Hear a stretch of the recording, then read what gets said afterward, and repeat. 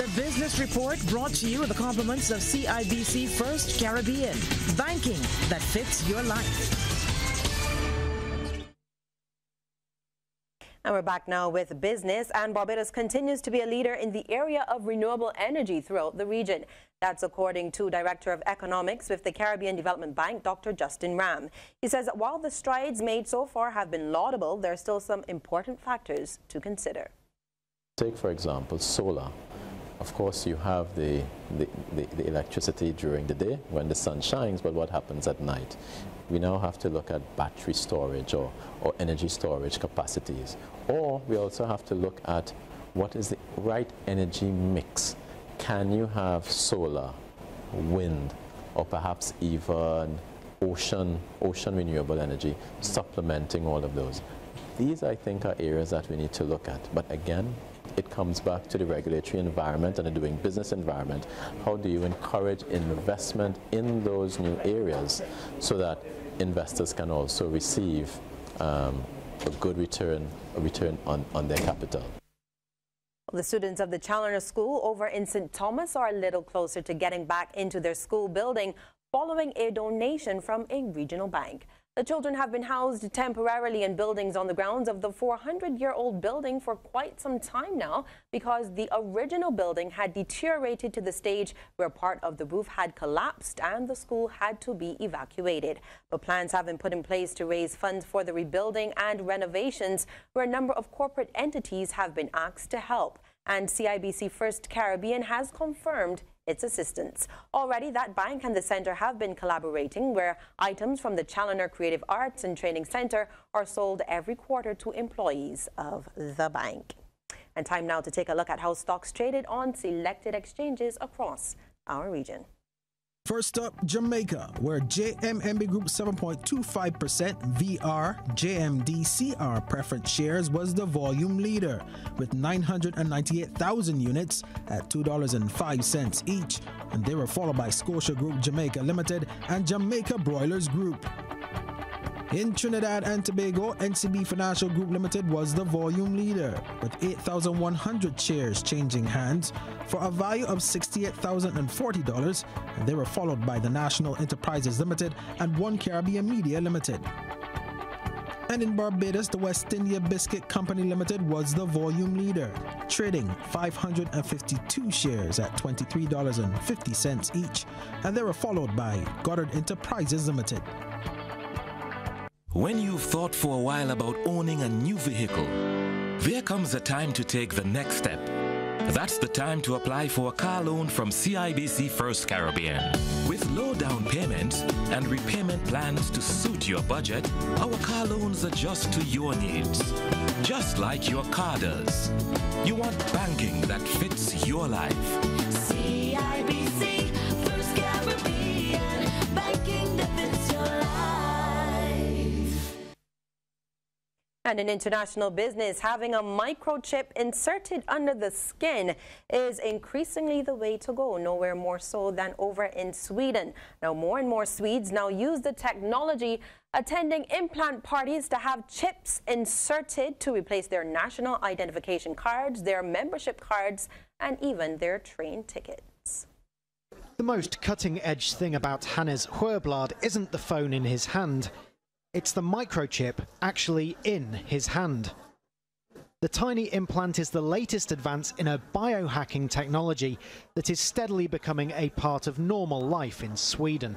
We have created a new implant, which is not a chip, it's a full device where you can add different lights, different vibration, different functions. Sweden is a very tech-literate society. And I think this is the main explanation, really, why a lot of Swedes are adopting chip implants. Swedes haven't been shy about upgrading themselves with the new version. Thousands already have microchip implants that they use in their daily lives, waving their hand to gain entrance to the gym, confirm their ID or make payments.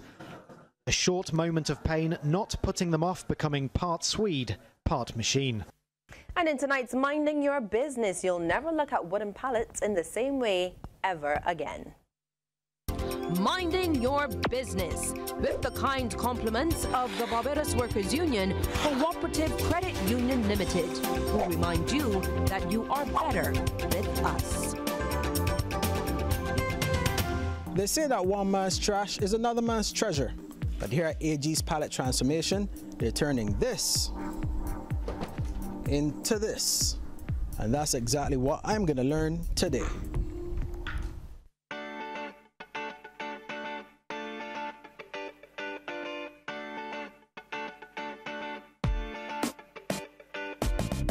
Antonio Gibbons is the owner of AG Pallet Transformations, located at Review Road, Bush Hall, St. Michael. That's where he made his start about 2 years ago with the help of a popular social media platform after leaving a job at the Sandy Lane Hotel. And was just doing personal training. So all this time I used to see Pinterest with all this little pallet work and everything going on. So I said, you know what, let me try it. My first customer was my supervisor at the Sandy Lane. I did a queen size bed with bed head with drawers and everything. It came out well, and then from there it was going from there. Everything just took off from there. And while his father has been a carpenter for a number of years, Antonio says it was actually his first time ever trying to build furniture. But he says his father showed him what he calls the very basics of building anything with wood. This is his workshop. He showed me the two main things: square, glue, screw. You know, he did that model up there for me, and I built everything off of that. Any pointers he would give me going forward.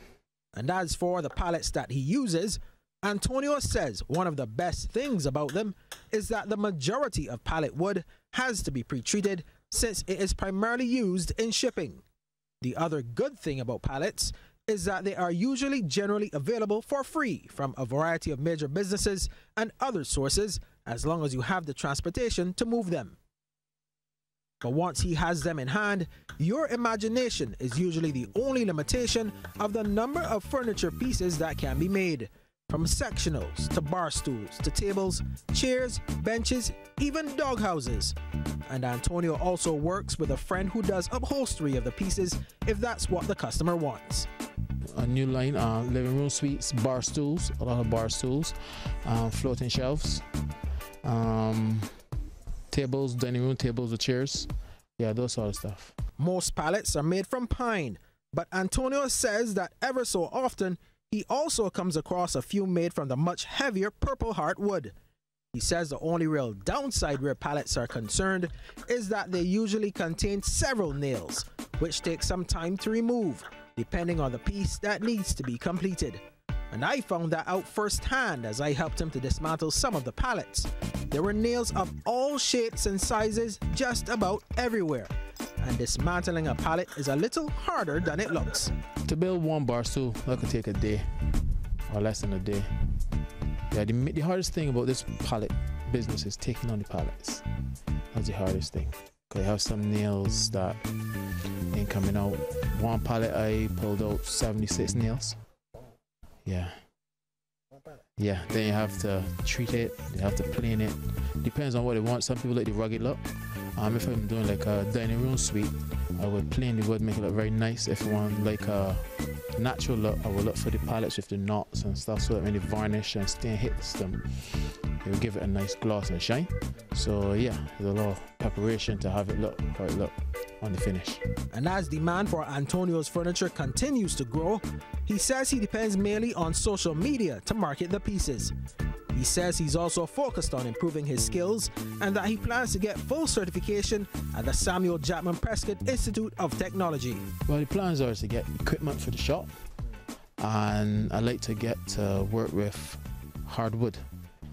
Yeah, that's another step I want to go to as well. Yeah, and just expanding the business and seeing it grow. Now, if you'd like to get in contact with Antonio and AG Pallet Transformations, just look for him on Facebook or WhatsApp him or give him a call at 696-9080. And also remember, for all your loan needs, whether small business or personal loans, just give the BWU Cooperative Credit Union a call at 436-5620